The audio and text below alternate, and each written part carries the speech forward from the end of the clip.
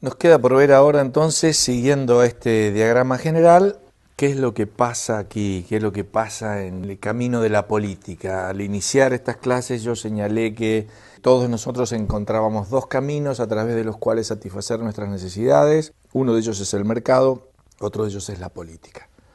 Bueno, vimos cómo funcionaba el mercado, vimos los problemas que se presentan al mercado, posibles soluciones. Veamos ahora el camino de la política. Ahora sí, el camino de la política visto desde la teoría económica. No quiere decir que sea el único punto de vista, desde ya hay una mucho más larga tradición de filosofía política que de ciencia económica, ¿no es cierto? La ciencia económica en ese sentido es joven, totalmente joven en relación a la política. Pero sí tiene algo para decir. Y parte de cuestionar un supuesto que predomina en la política. Y respecto a cuáles son las motivaciones que tienen los individuos. En economía está claro que asumimos que los individuos persiguen su propio interés. Pero en el análisis político pareciera predominar una visión de que los individuos dedicados a la política promueven el bienestar general. Es decir, que su objetivo es el bienestar general. Y eso genera entonces una división, digamos, que tal vez no sea la más adecuada para entender lo que ocurre en la política, porque parece presentar a las personas como teniendo dos personalidades, algo así como un Dr. Jekyll y Mr. Hyde, en el cual mientras están en el mercado, asumimos de que todos perseguimos nuestro interés personal. Todos queremos comprar lo más barato posible, todos queremos vender lo más caro posible. Y de pronto estas mismas personas, cuando se trasladan al ámbito de la política, ahora asumimos que persiguen el interés general. ¿Qué es lo que los cambió, digamos, en un ámbito y en el otro? ¿Sirve este supuesto de la búsqueda del interés general para entender lo que ocurre en la política? Cuando uno ve ciertas acciones de los políticos, cosas tales como, por ejemplo, cuando nombran a todos sus parientes en distintos cargos. ¿Cómo interpretar eso desde el punto de vista de la búsqueda del interés general? ¿No es más apropiado interpretarlo como la búsqueda del interés personal? Bueno, entonces eso es un poco lo que hace o lo que comienza a desarrollar el análisis económico de la política a través de ciertos autores precursores, pero en este caso de un par de ellos, James Buchanan y Gordon Tullock, quienes escriben un libro que se llama El cálculo del consenso, en el cual comienzan a desarrollar toda esta área que luego es conocida como análisis económico de la política o teoría de la elección pública o en inglés public choice. Un poco de eso vamos a ver y de las conclusiones que de ellas se desprenden. Lo que vienen a cuestionar ellos, y vuelvo simplemente a mostrarlo por un momento a este gráfico para entender cuál es el problema. Hemos visto en algunas de las clases anteriores este gráfico de la oferta y la demanda. Ahora, este gráfico de la oferta y la demanda, ¿qué marco de normas o qué marco institucional supone? Porque acá simplemente tenemos demandantes, oferentes, precio, cantidad, pero ¿dentro de qué reglas? Bueno, la verdad es que este gráfico y este modelo que utiliza la economía no dice nada sobre eso, no dice nada de cuál es ese marco institucional. ¿Por qué no dice nada?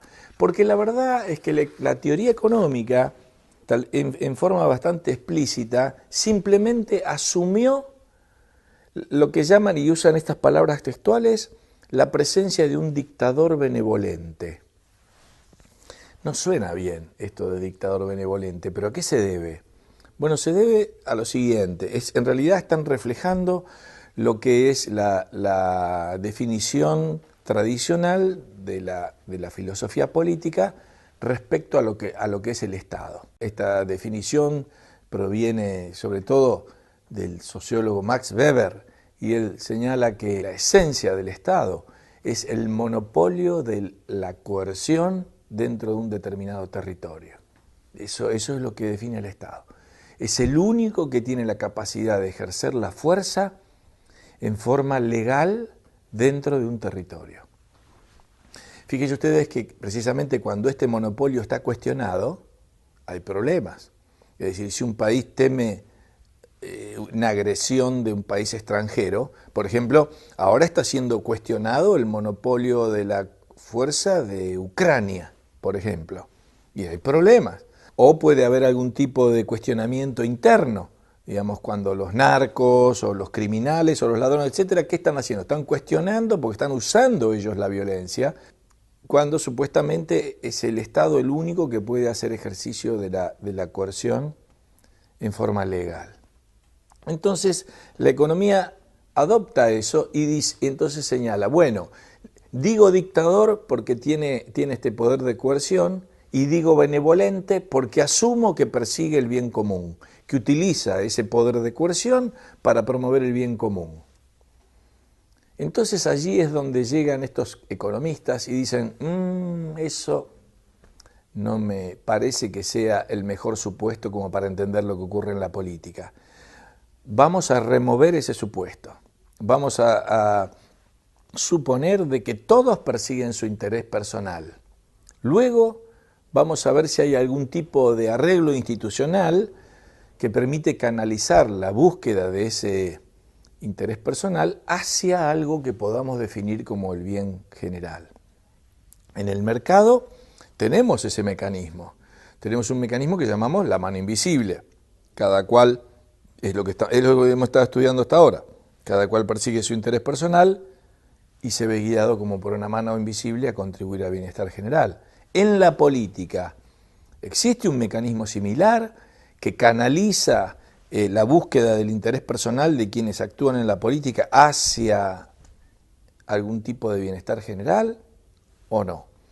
Bueno, eso es lo que se ponen a estudiar entonces estos economistas que se lanzan a analizar la política en términos de las categorías económicas. Yo mencioné antes de que el economista sobre todo hace énfasis en problemas de información y de incentivos, y entonces ellos lo que hacen es, bueno, ir a ver cuáles son los problemas de información y de incentivos que se presentan en la política. Entonces, al hacerlo, empiezan a abrir, debo decir yo, una serie de cuestiones y de preguntas y de temas que han resultado muy ricos en fortalecer y en enriquecer la discusión acerca de lo que la política es y de cómo funciona.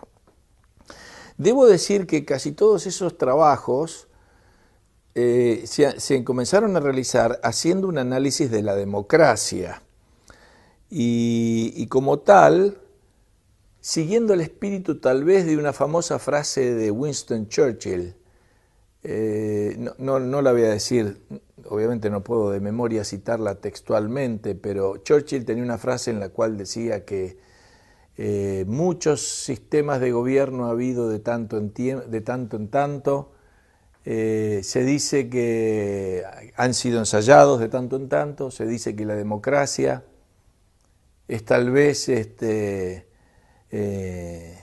peor, dice, salvo por todos los demás que hemos tenido durante la historia. Es decir, básicamente, él está diciendo, miren, la democracia es un sistema que tiene sus fallas, no tiene nada de perfecto, pero bueno, es por ahora lo mejor que hemos sabido encontrar. Pero tampoco nos creamos de que es perfecto, porque no lo es. Entonces, en ese espíritu, estos economistas se lanzan a analizar el funcionamiento de la política en democracia y empiezan a encontrar una serie de imperfecciones que son necesarias a tener en cuenta. Porque si no caemos en una visión de que la democracia es perfecta y resuelve todos los problemas lo triste de esto es que puede llevar a la frustración con la democracia, porque cuando uno ve que los problemas no se resuelven, entonces le puede echar la culpa a eso. ¿Qué es lo que empiezan a encontrar? Bueno, como ya les digo, en cierta forma, empiezan a analizar la política como algo similar a lo que ocurre en el mercado. Por supuesto que hay grandes diferencias porque el mercado es el ámbito de la no coerción. Ahí no puede haber coerción. Es ilegal.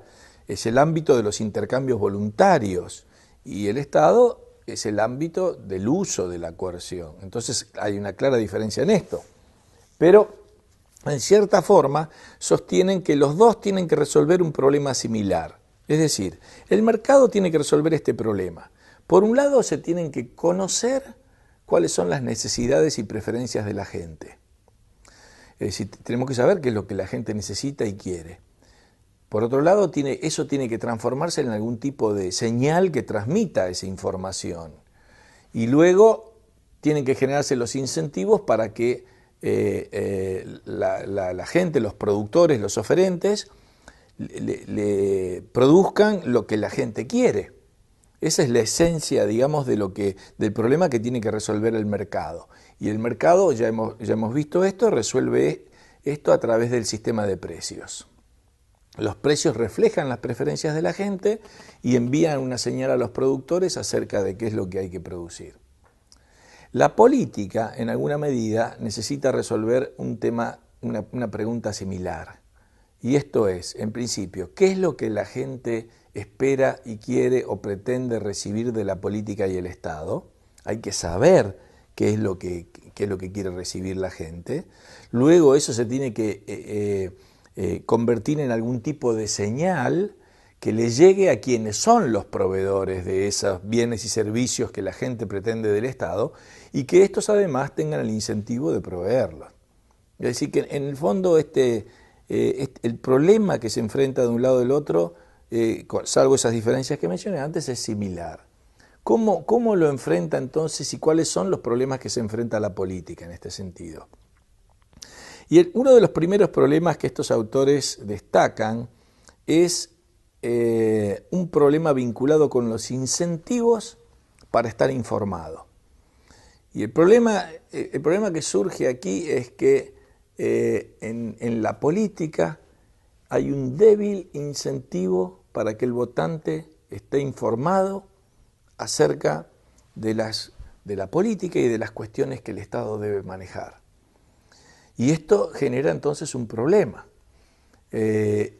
¿Por qué estaría poco incentivado? Bueno, el argumento es el siguiente, y es que porque no hay un vínculo directo entre la decisión que uno toma en la política y el resultado que va a obtener. ¿Por qué es esto? Bueno, porque el resultado que se obtiene en la política no depende de uno, sino que depende de la decisión de todos los votantes. Pensemos en una elección presidencial, por ejemplo, en un país donde haya 10 millones de votantes. Mi voto es 1 entre 10 millones, es una 10.000.000ª parte de la decisión. Está claro que mi voto no decide el resultado de la elección. Va a haber un presidente al margen de por quién yo vote. Entonces el vínculo entre la decisión que yo tomo de votar a este o aquel tiene poco vínculo con el resultado que se va a obtener. En el mercado es distinto. Ojo, y de nuevo voy a plantear esto, muchos de estos problemas a lo mejor no tienen solución, pero son inevitables y hay que tenerlos en cuenta. ¿Qué es lo que ocurre en el mercado? Y voy a hacer una comparación de cómo se comporta uno en un supermercado. Digamos, uno va pasando por el supermercado y tiene distintas opciones. Tiene Coca-Cola, Pepsi, Fanta, 7-Up, Gatorade, etc. Uno toma una decisión y elige, digamos, Coca-Cola.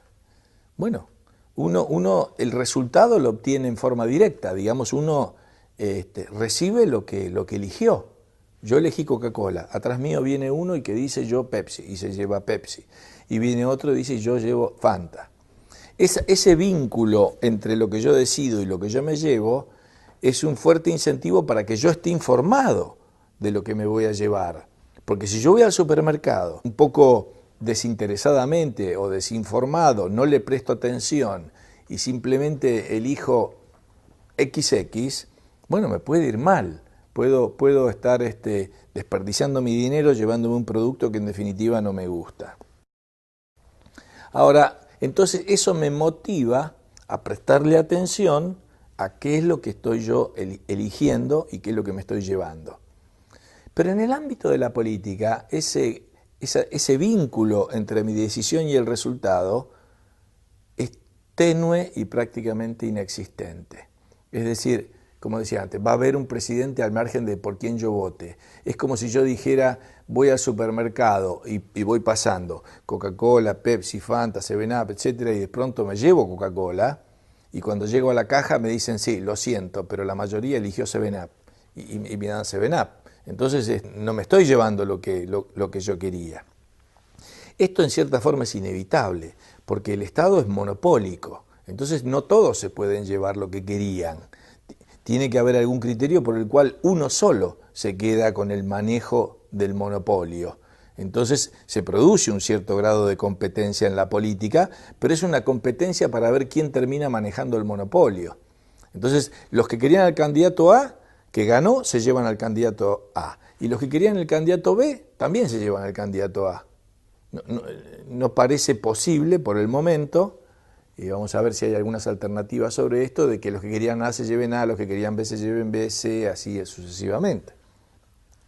Entonces acá estamos ante un problema de motivación para la información. Como esa decisión, ese vínculo, es un vínculo débil, entonces el votante, se argumenta, no tiene tanto incentivo para estar informado.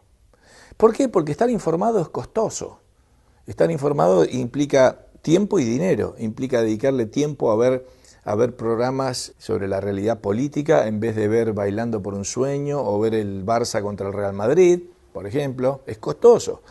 O hay que comprar diarios, revistas, leer libros, etcétera, que también es costoso en tiempo y en dinero. ¿Todo para qué? Para algo luego en lo cual yo personalmente no voy a influir en el resultado. Entonces, si esa motivación es débil, el argumento es que el votante va a ser, y se usa esta palabra, racionalmente apático. Es decir, se dice tiene apatía racional. Quiere decir que es racional ser apático respecto a la información política.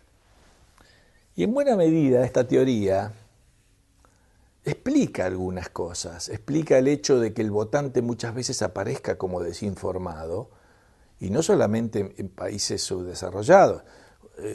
Hay cientos de estudios hechos en los Estados Unidos donde la gente apenas sabe quién es su diputado, quién es su senador, ni quién está en el gobierno, no tiene mayor información.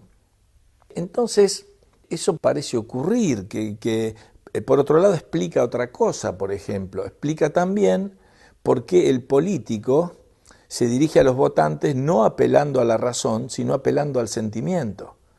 Es decir, nunca vamos a ver, o no solemos ver, a un político argumentando o diciendo en la pantalla de televisión, esperen que les voy a leer mi plataforma. Más bien apela a figuras, a sentimientos. Salen fotos con niños, besando niños o envuelto en la bandera, figuras de ese tipo, porque sabe de alguna forma que la atención del votante será a 10 segundos, 20 segundos, y a eso se tiene que dirigir. No puede estar haciéndole todo un argumento racional acerca de por qué hay que votarlo a él, tiene que apelar a su sentimiento de que yo me ocupo de la educación o me ocupo de los pobres y le mando ese mensaje y ya, y eso, ¿no? Entonces, el argumento es que si el votante no va a tener un incentivo para estar bien informado, luego las decisiones que tiene que tomar no van a ser las mejores, no van a ser desde ya decisiones informadas. Entonces, tiene que decidir el votante respecto a este tema que planteé antes, estos dos temas, de qué es lo que va a proveer el Estado y qué es lo que no va a proveer, y luego de quién lo va a proveer o no.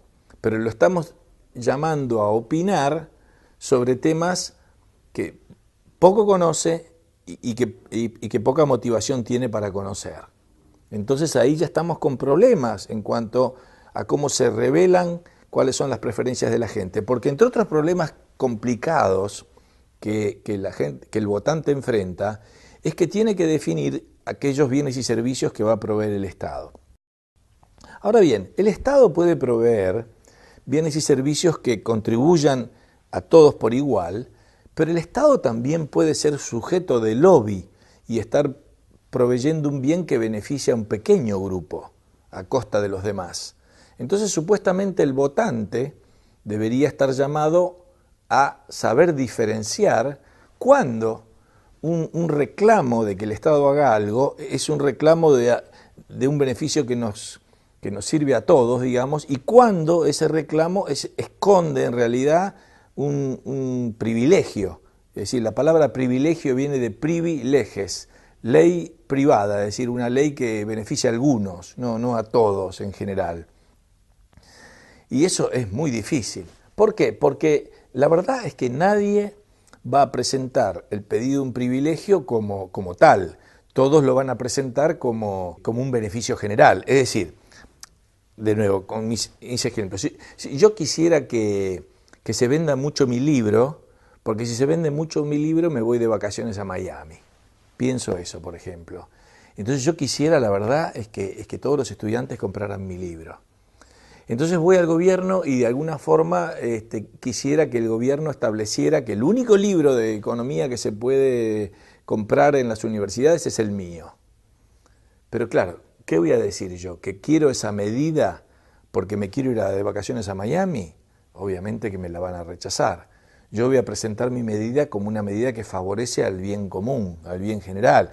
Yo voy a decir, esta medida es necesaria porque hace falta que la gente se eduque en economía y lea un libro que le enseñe las fallas de mercado, las instituciones y qué sé yo. Uy, resulta que justo ese libro es el mío, ¿no? Bueno, puede ser. Es decir, siempre viene el interés particular, digamos, disfrazado de interés general.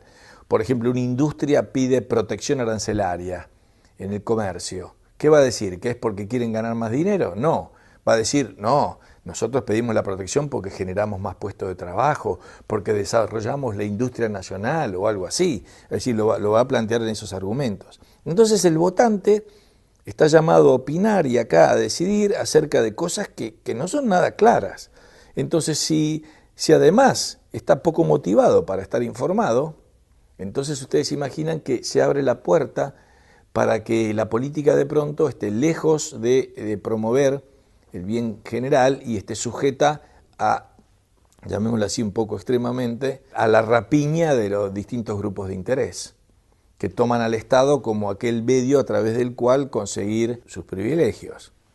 Bueno, ahí tenemos un problema, entonces tenemos un problema que es de la información. Algunos autores, incluso más actuales, sostienen bajo el mismo argumento de que hay poco interés, no ya de que el votante está desinformado, sino que el votante está mal informado. Es decir, que incluso más bien toma las teorías para interpretar la realidad que son de tipo equivocado, digamos, teorías que apelan más al corazón que a la racionalidad, ¿no es cierto? Entonces le dicen, por ejemplo, para poner un ejemplo como cualquiera, el petróleo es la patria, es la nación, debería ser propiedad, y la verdad que eso no tiene mayor sentido, ¿no es cierto? El petróleo es un combustible nada más que utilizamos y la verdad que como consumidores nos daría lo mismo que venga de un lado o del otro. ¿Qué tiene que ver eso con la bandera y la nacionalidad? Como cualquier otro bien o servicio que se produzca en cualquier lado, ¿no es cierto? Sin embargo, se apela a eso porque apela a las emociones y se promueven políticas luego a partir de esos factores. Entonces acá tenemos un primer problema. Luego tenemos otros más, que son y que tienen que ver con lo siguiente. Por ejemplo, cuando uno vota en una elección, está votando un paquete de atributos y uno no puede armar el paquete que mejor le parezca. Por ejemplo, de nuevo haciendo la analogía con el supermercado, si yo entro al supermercado, voy con el carro y voy llenando el carro con las cosas que necesito. Pero en la política eso no se puede hacer. Yo no puedo decir, a mí me gusta la política exterior del candidato A, la política económica del candidato B y la política social del candidato C. No puedo decir. Usted tiene que comprar paquete entero. Se lleva todo. Se lleva la personalidad del candidato, se lleva su política social, exterior, etcétera, etcétera.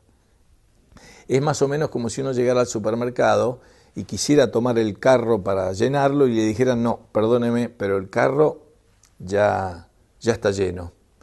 Y usted tiene el carro A o el carro B o el carro C. Y uno dijera, pero qué lástima, porque hoy quería hacer unos sándwiches y resulta que el pan está en uno, el queso está en otro y el jamón en el tercero. Sí, bueno, pero no puede. Tiene que tomar o el A o el B o el C. ¿Y qué es lo que ocurre? Bueno, uno dice, bueno, también me llevo el B. Y uno llega a la caja y le dicen, sí, pero la mayoría eligió el A, así que además le damos el A. Entonces, el vínculo, digamos, entre las preferencias de la gente y el resultado que obtiene es muy tenue y lejano. La gente votó un paquete de atributos. ¿Qué es lo que votó? Por ejemplo, voy a poner un gobierno reciente. Se inaugura el gobierno de Michelle Bachelet. La gente la votó. ¿Qué es lo que votó? Bueno, hay un paquete de cosas. Votó su personalidad, su carácter. Votó que es mujer. Votó su política exterior. Votó su política impositiva. Votó su política social. ¿Votó qué? Bueno, no sé, porque votó todo ese conjunto de cosas y vaya a saber que votó la gente, o una u otra. Entonces no es de extrañar de que cuando termina la elección aparecen y son necesarios los analistas políticos que empiezan a debatir qué es lo que la gente quiso decir. ¿Qué quiso decir la gente? Bueno, pero de ahí hay que sacar una conclusión acerca de cuáles son los bienes y servicios que el Estado va a proveer. Pero tenemos muy poca información en realidad para saber cuáles son. Tenemos un voto que puede haber sido por todas estas cosas. ¿Quiere más educación gratuita? Bueno, puede ser. ¿Quiere más salud privada? No sé, puede ser o no. ¿Quiere más defensa? ¿Más marina? Bueno, no sé. No sé. Entonces es difícil, esa revelación de preferencias de la gente es difícil. Por otro lado, el voto también, y esto es un poco inevitable, se pierde la intensidad de la preferencia. Esto proviene del hecho de que hay solamente un voto por votante, ¿no? Y tal vez, bueno, hay algún sistema electoral de pronto que puede modificar esto, lo voy a comentar en un momento, pero lo cierto es que el voto no logra medir la intensidad de la preferencia. Pongo un ejemplo, las últimas elecciones acá en la Argentina. Supongamos que en una mesa de votantes estaba una tía que yo tengo, que ya está muy vieja y que apenas sigue las noticias y que me pide que la lleve a votar y cuando llego ahí me dice que le diga por quién votar. Y yo le digo, no te voy a decir por quién votar, vos tenés que entrar y elegir. Y ella, que no le presta atención, dice, bueno, yo voy a entrar y voy a decir, bueno, un poco sorteo, digo, ti. Bueno, voy a votar a Cristina Kirchner. Bueno, sale, pone su voto en la urna. En la misma mesa, detrás de mi tía, estaba Máximo Kirchner, es el hijo de Cristina. Está claro que él entra y también elige un voto por Cristina, pero la intensidad de su preferencia es muy distinta de la de mi tía. Él se muere porque su madre siga siendo presidente. Sin embargo, ¿qué es lo que ocurre? Los dos votos entran en la urna y cuando se hace el escrutinio, los dos votos cuentan por uno y otro. Es igual. El voto de mi tía y el voto de Máximo Kirchner son iguales. Sin embargo, la intensidad de la preferencia no es igual. Se perdió esa información. Tal vez por eso algunos sugieren algún tipo de sistemas electorales, por ejemplo, creo que incluso existe en algún lado, que la gente tuviera no un voto, si tuviera de pronto, no sé, 10, y que pudiera asignar esos 10 votos, que cada uno tuviera 10 votos, ya sea a distintos candidatos o ponerlos todos para uno, en fin, y eso tal vez lograría medir un poco cuál es la intensidad de la preferencia de la gente. Bueno, entonces esa es información que también se pierde. ¿Cuál fue la intensidad de la gente? Luego, por último, en cuanto a esta serie, hay más, ¿no? Pero en cuanto a esta serie de inconvenientes que se nos presentan, es que la revelación de las preferencias en la política es poco frecuente. Es decir, hay elecciones que son cada 2 años o cada 4 años. Si la frecuencia es baja. En el mercado, los consumidores están expresando sus preferencias a diario. Las empresas siguen cuáles son las decisiones del consumidor todos los días. Siguiendo con el ejemplo de Coca-Cola, Coca-Cola está observando cuál es la conducta de los consumidores a diario. Recibe la información permanente de qué es lo que se está vendiendo y qué es lo que no se está vendiendo. Pero en el ámbito de la política eso no es así, eso se produce cada 2 años o cada 4. Esa baja frecuencia hace que de pronto no necesariamente el político se vea acotado, digamos, a tomar nota de los cambios de preferencia de la gente, porque el próximo test que tiene es dentro de 2 o dentro de 4 años. Entonces, puede hacer seguir otro tipo de políticas, no prestarle atención, más adelante cuando se acerquen las elecciones tal vez. Es decir, que genera esa posibilidad de que el político pueda de pronto perseguir su interés personal y no necesariamente el interés de los votantes. Entonces, si sumamos estos factores, ¿no es cierto? Votantes que no tienen incentivo para estar informados, temas que son complejos, que el voto no mide la intensidad de la preferencia, que hay poca frecuencia, etcétera, nos damos cuenta de que se genera una serie de incentivos que permiten claramente de pronto que los políticos persigan su interés personal al margen o no necesariamente vinculado con lo que es específicamente el interés de los votantes, porque la verdad es que apenas sabemos cuál es el interés de los votantes en este sentido. No quiere decir eso, por supuesto, que no haya ningún tipo de competencia. Por supuesto, los políticos compiten entre sí para ver quién va a estar en el ejercicio del poder, digamos. Pero lo cierto es que el votante tiene poca posibilidad de reflejar y de opinar y poco interés también, debo decir, en qué es lo que el Estado debería hacer. Esto abre la puerta, entonces, a la posibilidad de que exista el lobby. El lobby es cuando hay grupos que son minoritarios, que ejercen influencias o presión en los gobernantes para obtener algún tipo de privilegio, para obtener algún tipo de norma que lo favorezca.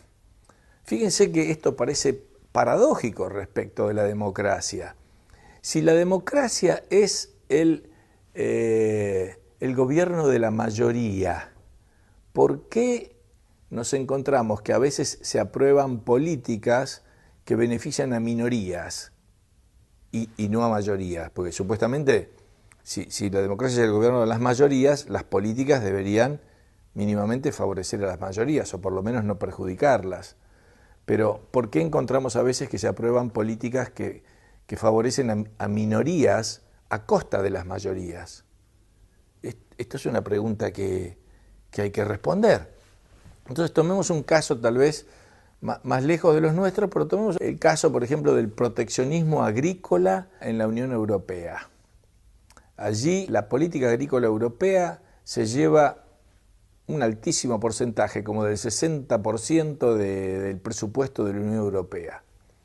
Y uno pregunta, ¿cuántos son los agricultores en Europa? No llegan al 5%. ¿Cómo puede ser que menos del 5% de los votantes se lleven 60% del presupuesto?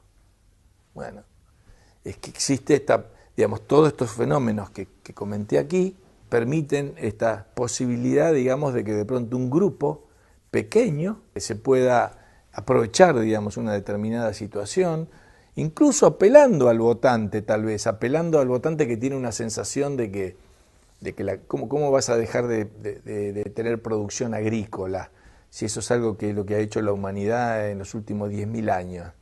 En fin, Tal vez le cueste mucho pensar que eso no deba ser así, pero lo cierto es que un pequeño grupo de pronto termina obteniendo un gran beneficio. Entonces, acá quiere decir que estamos señalando que la política como un camino para resolver, digamos, o para satisfacer las necesidades generales de la gente, está en problemas, ¿no? Porque ese aparato coercitivo puede ser dirigido hacia los intereses particulares y personales. Porque si no, ¿qué es lo que explica la existencia del lobby? Obviamente, si hay tanto lobby es porque tiene que tener éxito. Si uno piensa, por ejemplo, en una ciudad como Washington, la capital de Estados Unidos, ¿qué es esa ciudad? Es curioso, pero eso es una ciudad en la cual la verdad que no se produce nada, ¿no es cierto? La mitad de la gente que vive en esa ciudad son funcionarios públicos y la otra mitad son lobbies para influir a los funcionarios públicos. ¿Por qué tanta presencia de ese tipo de influencias si no es porque el sistema político permite o le da alguna posibilidad de tener éxito? Entonces, hay distintas teorías respecto del lobby. Dentro de los economistas hay algunas teorías que dicen que, bueno, que por un lado cuanto más grupos de estos haya, tal vez mejor porque compiten entre sí y se limitan unos a otros, digamos. Los lobbies de los consumidores compiten con los lobbies de los productores. Entonces, si los productores quieren un privilegio, el lobby de los consumidores lo va a combatir, digamos, ¿no es cierto? Puede ser también, pero lo cierto es que la cantidad también de esta acción de lobby que existe depende del tamaño y la magnitud del Estado. Cuanto más funciones el Estado abarca y ocupa, entonces más terreno hay para que cada grupo pida y solicite algo por parte del Estado, ¿no? Bueno, me quedan dos temas más. Uno es explicar desde el punto de vista económico por qué el lobby tiene éxito y luego, en cierta forma, cuáles son, dije al inicio de estas clases que el funcionamiento del mercado, el funcionamiento de la política dependen de una buena calidad institucional. Entonces quiero terminar señalando, bueno, cuáles serían esas instituciones, digamos, que permitirían minimizar, digamos, los errores de la política. Pero primero veamos por qué el lobby tiene éxito. Y básicamente la teoría económica al respecto dice que esto ocurre así porque los beneficios están concentrados y los costos están dispersos.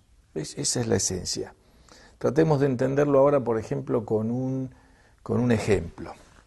Y el ejemplo va a ser este.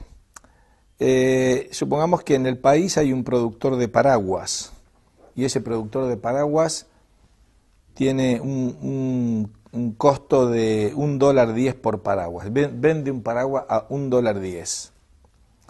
Y ahora resulta que empieza a competir con un paraguas que llega de China, que llega a $1. El paraguas de China empieza a desplazar al paraguas local. La verdad es que el consumidor es un poco ingrato, no le importa mucho la vida de este que es un productor nacional, es nuestro, pero simplemente va a comprar el paraguas más barato y mejor, y empieza a comprar el paraguas chino. ¿Qué es lo que sucede? El productor local empieza a ver de que se está quedando sin mercado, de que la gente va a comprar el paraguas chino y eventualmente va a tener que cerrar. Bueno, le quedan tres alternativas en esta situación. Una de ellas es, bueno, revisar sus costos, ver cómo puede ser más eficiente, tratar de competir con el paraguas chino. De todas formas, el de China hay que traerlo desde China. El productor local está acá, debería tener alguna ventaja en ese sentido. En fin, puede tratar de ser más eficiente. Esa es una.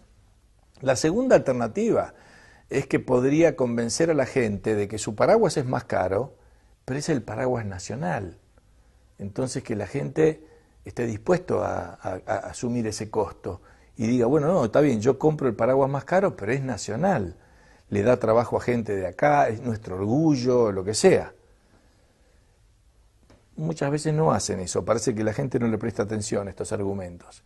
La tercera alternativa es que en vez de ir a convencer a la gente, vaya a convencer al político o al funcionario y lo convenza de que hay que proteger a la industria, hay que darle algún favor, algo de eso, y voy a hacer el ejemplo ahora, tal vez un poco exagerado, pero vamos a suponer de que convence al político de poner un arancel del 500%.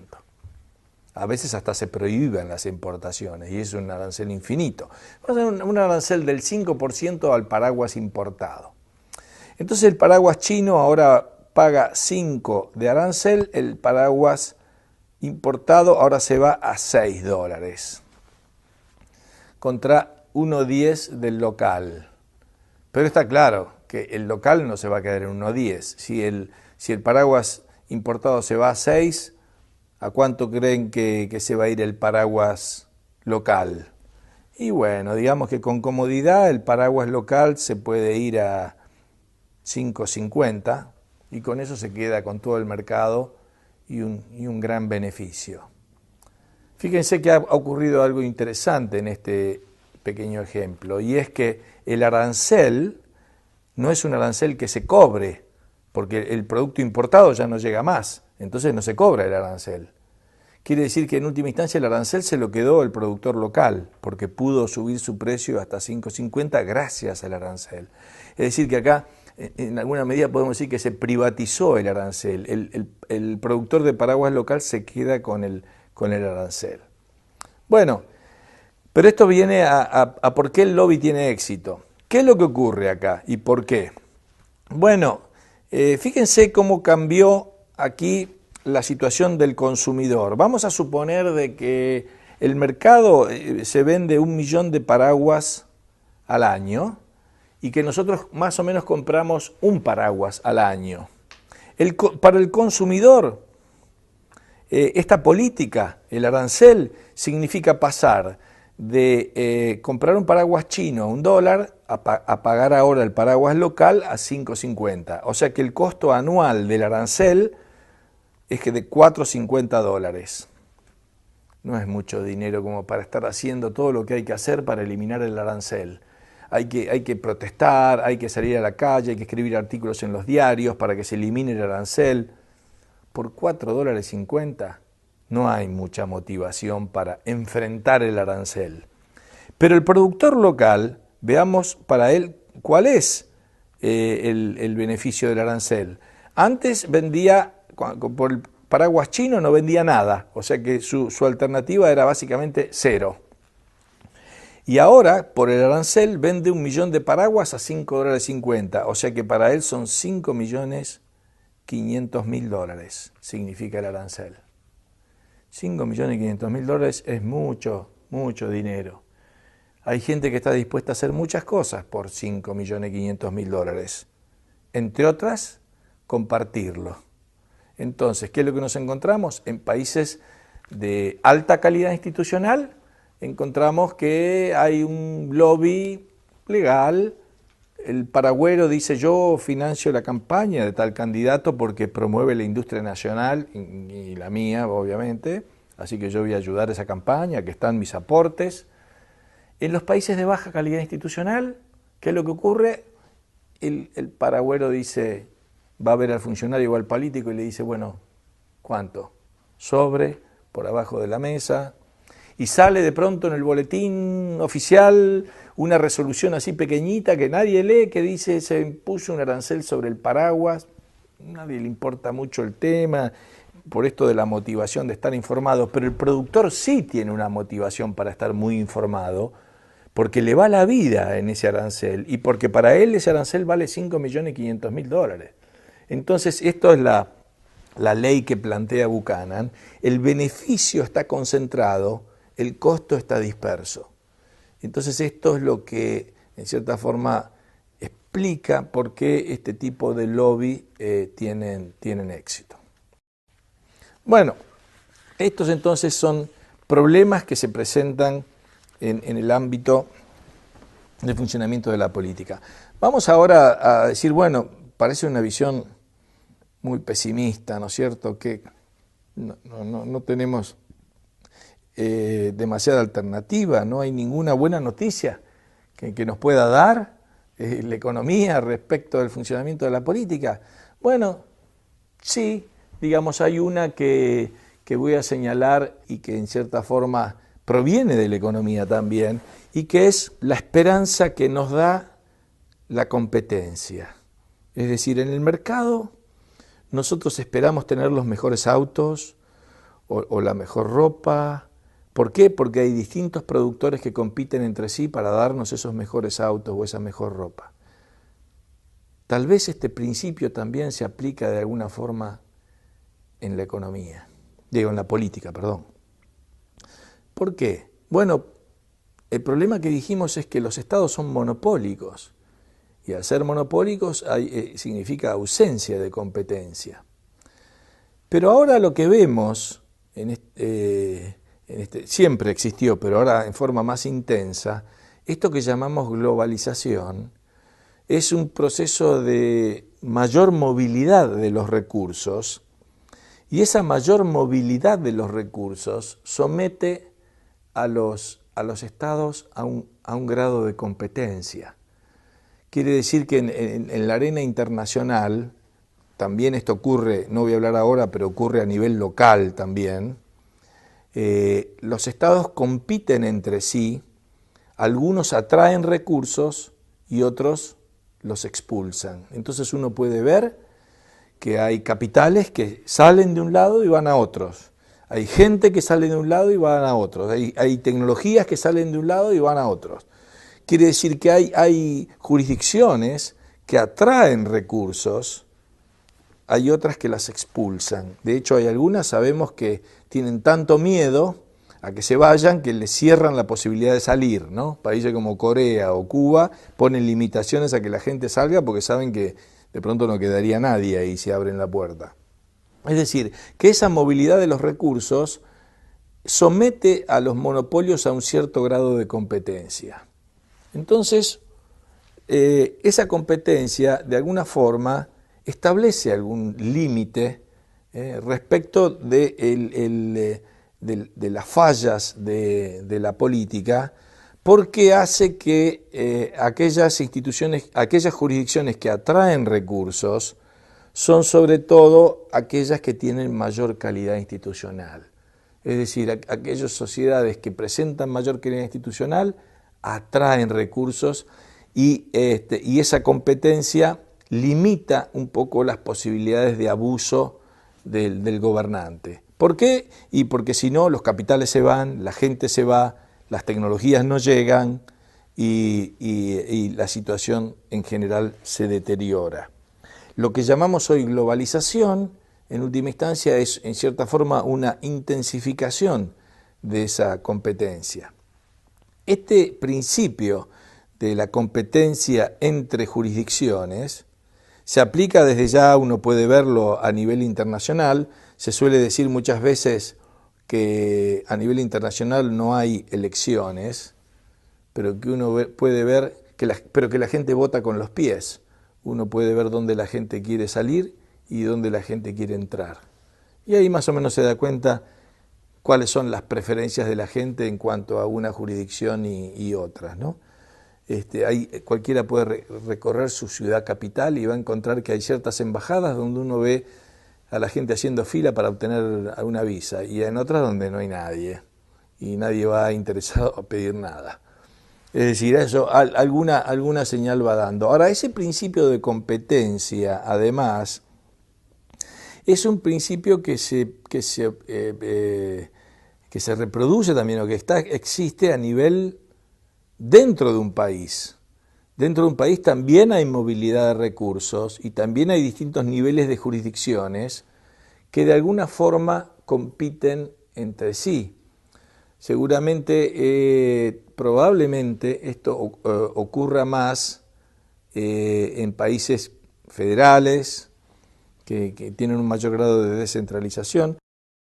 Pero fíjense que el principio de la competencia está detrás de algunas cuestiones básicas aportadas por la ciencia política en los últimos siglos. Y estos son, por ejemplo, en el modelo de la República, que básicamente nos dice que un elemento central de la estructura institucional de un país es las limitaciones al poder, y que esas limitaciones al poder se van a alcanzar dividiendo el poder y generando en última instancia un proceso de competitividad, digamos, en la medida que el poder ha sido dividido. Entonces, por ejemplo, esta visión clásica ya acerca de la división de poderes, de la división entre el ejecutivo, el legislativo y el judicial, es en última instancia una visión, o uno podría interpretarla desde una perspectiva económica, en el sentido de que se ha dividido el poder para que compitan entre sí, y que compitan con el cuarto poder, que es la prensa, y así sucesivamente. O, digamos, uno podría interpretar que esta idea, sobre todo desarrollada por autores como Montesquieu, Locke, etcétera, esos clásicos de la filosofía política moderna, es complementada con los llamados así padres fundadores de los Estados Unidos, cuando además de una división horizontal de poderes, promueven una división vertical, es decir, también en distintos niveles de gobierno, es decir, gobierno nacional, gobierno de los estados federales, gobierno local. Esta división del poder establece ese famoso principio de los checks and balances, que en última instancia están mostrando este principio de la competencia. Y eso es similar a lo que ocurre en el mercado, en el sentido de que en el mercado, como precisamente hay competencia, limita el poder de abuso, porque el consumidor puede elegir y puede, si no le gusta y piensa que un productor lo está abusando, simplemente elige otro. En la medida que el ciudadano, al igual que el consumidor, tenga mayores opciones para elegir en este sentido, entonces va a ser mayor la limitación del poder y las posibilidades de que el gobierno se ajuste más a las preferencias de la gente. Entonces, esto llama la atención otra vez a que una de las conclusiones prácticas de este análisis económico, digamos, de la competencia política, diría que es una forma de alcanzar un más estrecho vínculo entre las preferencias de la gente y el gobierno que tiene, sería un proceso que lleva a un creciente y mayor grado de descentralización de la toma de decisiones. Porque cuanto más descentralizada esté, más fácil va a ser la posibilidad de que las personas tengan la capacidad de elegir, digamos, cuál es el marco de instituciones políticas que prefiere. A esto voy a hacer referencia a un economista que plantea esto en estos términos. Dice que las personas tenemos, digamos, dos formas a través de las cuales expresamos nuestras preferencias: la voz y la salida. La voz es lo que estudia normalmente la ciencia política. La voz es opinar, escribir, votar, publicar artículos en los diarios, cartas de lectores, manifestar en las calles, etc. Eso lo estudia la política. La salida es lo que hacemos en el mercado. Nos vamos de cliente de un banco a cliente de otro banco, de una AFP a otra AFP. Es decir, salimos y entramos y con eso establecemos disciplina, digamos, en el mercado. Y esto lo estudia la economía. Él dice que en realidad este fenómeno ocurre en los dos ámbitos. La voz también es importante en el mercado, porque ya lo señalé antes, es importante la reputación, es importante la marca, etcétera. Las empresas le prestan atención a lo que la gente dice. Pero la salida también funciona en la política. ¿Por qué? Porque la gente tiene movilidad, porque la gente se va de un lado para el otro, se traslada, se mueve, manda sus capitales a un lado o al otro, o se sumerge en la economía informal, etcétera. Está expresando sus preferencias con el solo hecho de moverse de un lado para el otro. Cuando uno ve una foto de un balsero cubano en el medio del océano, uno está viendo La persona no escuchamos que diga nada, pero nos está mandando una señal muy clara de cuáles son sus preferencias. Nos está mandando una señal acerca de lo que opina del marco institucional que está dejando atrás y del marco institucional al cual quiere llegar. Uno más bien encuentra balseros que van de Cuba a Florida. No conozco ninguno que vaya en el sentido contrario. Y eso dice algo acerca de cómo la gente expresa sus preferencias. Entonces, esta posibilidad de que la gente pueda votar con los pies, moverse, somete a estos estados que son monopólicos entonces y que presentan todos estos problemas señalados al principio a un cierto grado de competencia, y en la medida que estén más descentralizados, más fácil será que la gente pueda adecuar sus preferencias a la oferta que encuentre, porque está claro que es más fácil trasladarse de un gobierno local a otro que trasladarse de pronto de un país a otro. Si uno tiene que irse de Brasil a Alemania, es mucho más difícil que si uno se va a mudar de, no sé, de Pernambuco a San Pablo, donde uno mantiene los lazos familiares, el lenguaje, etcétera. Es mucho menos costoso el traslado. Entonces, una posible, digamos, descentralización es la que llevaría a una mejor coordinación, digamos, entre las preferencias de los consumidores, ahora como votantes, y la oferta de bienes. Y en este sentido tal vez termine señalando que precisamente un modelo de este tipo es el que plantea, tal vez en forma utópica, no ya un economista, aunque ha habido economistas que plantean sistemas de esta naturaleza, pero un filósofo político muy reconocido que es Robert Nozick, quien fuera profesor de Harvard y falleció hace unos años, y él imaginaba un modelo, algo así, que planteaba como una meta-utopía.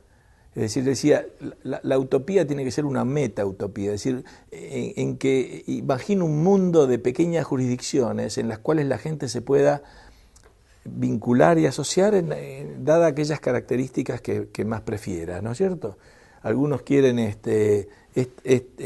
estos servicios públicos, entonces irían a esta pequeña jurisdicción, estos a otra, y así existiría algo así, en última instancia, algo que parece paradójico, un mercado de estados o de gobiernos, siendo que estos por definición tienen ese carácter monopólico.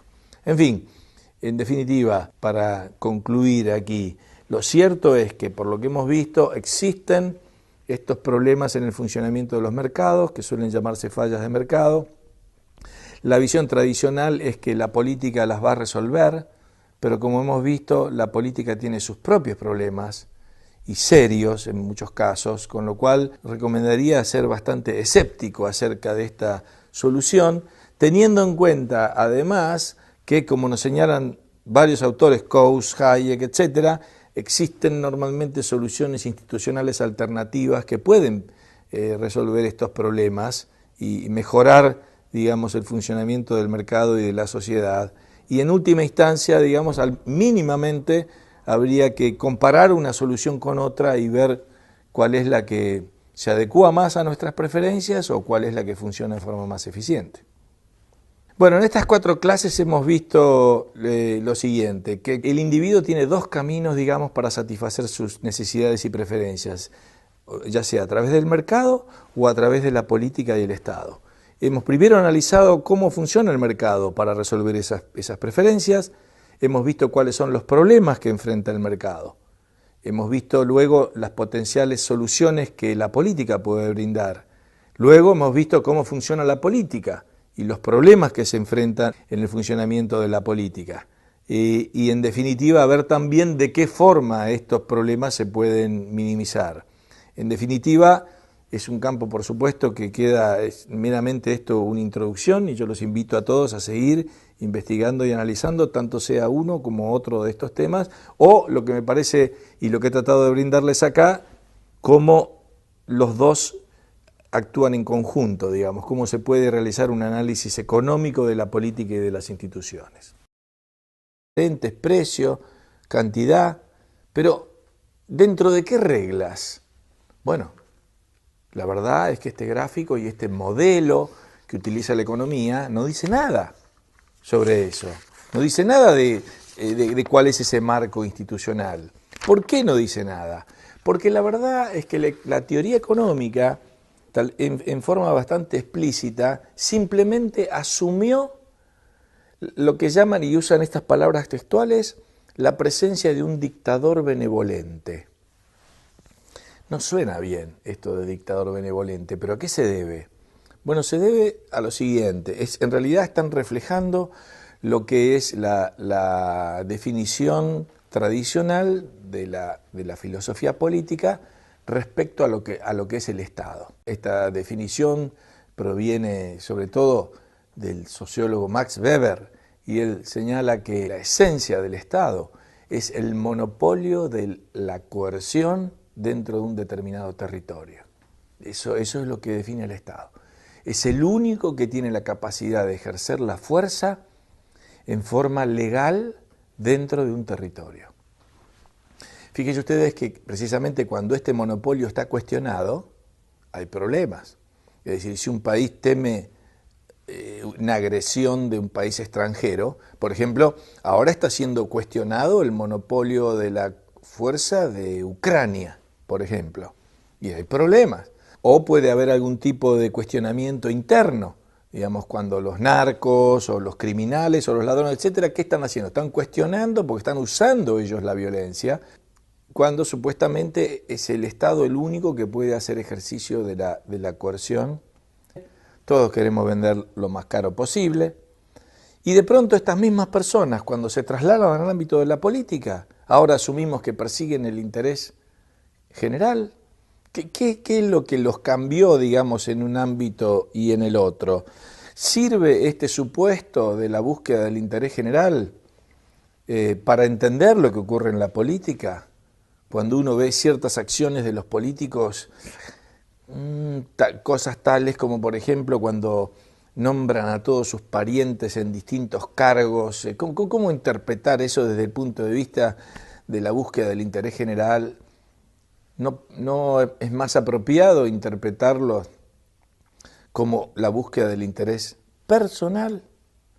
Bueno, entonces eso es un poco lo que hace o lo que comienza a desarrollar el análisis económico de la política a través de ciertos autores precursores, pero en este caso de un par de ellos, James Buchanan y Gordon Tullock, quienes escriben un libro que se llama El cálculo del consenso, en el cual comienzan a desarrollar toda esta área que luego es conocida como análisis económico de la política o teoría de la elección pública o en inglés public choice. Un poco de eso vamos a ver y de las conclusiones que de ellas se desprenden.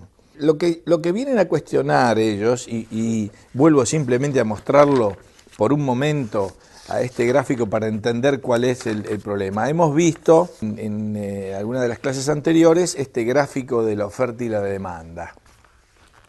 Ahora, este gráfico de la oferta y la demanda, ¿qué marco de normas o qué marco institucional supone? Porque acá simplemente tenemos demandantes, oferentes. Nos queda por ver ahora entonces, siguiendo este diagrama general, qué es lo que pasa aquí, qué es lo que pasa en el camino de la política. Al iniciar estas clases yo señalé que todos nosotros encontrábamos dos caminos a través de los cuales satisfacer nuestras necesidades. Uno de ellos es el mercado, otro de ellos es la política.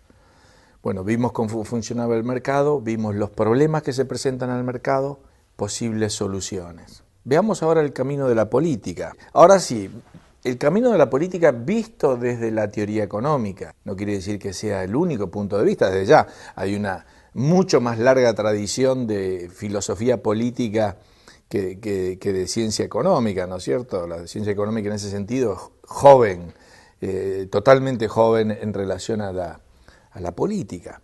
Pero sí tiene algo para decir.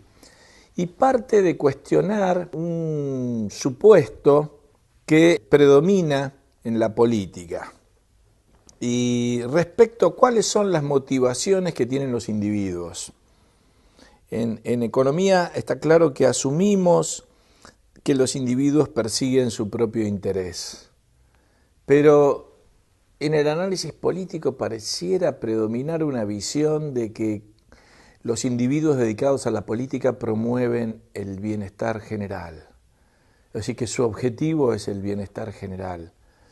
Y eso genera entonces una división, digamos, que tal vez no sea la más adecuada para entender lo que ocurre en la política, porque parece presentar a las personas como teniendo dos personalidades, algo así como un Dr. Jekyll y Mr. Hyde, en el cual mientras están en el mercado, asumimos de que todos perseguimos nuestro interés personal. Todos queremos comprar lo más barato posible en forma legal. Entonces, la economía adopta eso y entonces señala, bueno, digo dictador porque tiene este poder de coerción y digo benevolente porque asumo que persigue el bien común, que utiliza ese poder de coerción para promover el bien común. Entonces allí es donde llegan estos economistas y dicen, eso no me parece que sea el mejor supuesto como para entender lo que ocurre en la política. Vamos a remover ese supuesto. Vamos a suponer de que todos persiguen su interés personal. Luego vamos a ver si hay algún tipo de arreglo institucional que permite canalizar la búsqueda de ese interés personal hacia algo que podamos definir como el bien general. En el mercado tenemos ese mecanismo. Tenemos un mecanismo que llamamos la mano invisible. Cada cual, es lo que hemos estado estudiando hasta ahora, cada cual persigue su interés personal y se ve guiado como por una mano invisible a contribuir al bienestar general. En la política existe un mecanismo similar que canaliza la búsqueda del interés personal de quienes actúan en la política hacia algún tipo de bienestar general o no. Bueno, eso es lo que se ponen a estudiar entonces estos economistas que se lanzan a analizar la política en términos de las categorías económicas. Yo mencioné antes de que el economista sobre todo hace énfasis en problemas de información y de incentivos, y entonces ellos lo que hacen es, bueno, ir a ver cuáles son los problemas de información y de incentivos que se presentan en la política. Entonces, al hacerlo, empiezan a abrir, debo decir yo, una serie de cuestiones y de preguntas y de temas que han resultado muy ricos en fortalecer y en enriquecer la discusión acerca de lo que la política es y de cómo funciona. Debo decir que casi todos esos trabajos se comenzaron a realizar haciendo un análisis de la democracia y como tal, siguiendo el espíritu tal vez de una famosa frase de Winston Churchill. No la voy a decir, obviamente no puedo de memoria citarla textualmente, pero Churchill tenía una frase en la cual decía que muchos sistemas de gobierno ha habido de tanto en tanto, se dice que han sido ensayados de tanto en tanto, se dice que la democracia es tal vez el peor, dice, salvo por todos los demás que hemos tenido durante la historia. Es decir, básicamente, él está diciendo, miren, la democracia es un sistema que tiene sus fallas, no tiene nada de perfecto, pero bueno, es por ahora lo mejor que hemos sabido encontrar. Pero tampoco nos creamos de que es perfecto, porque no lo es. Entonces, en ese espíritu, estos economistas se lanzan a analizar el funcionamiento de la política en democracia y empiezan a encontrar una serie de imperfecciones que son necesarias a tener en cuenta, porque si no caemos en una visión de que la democracia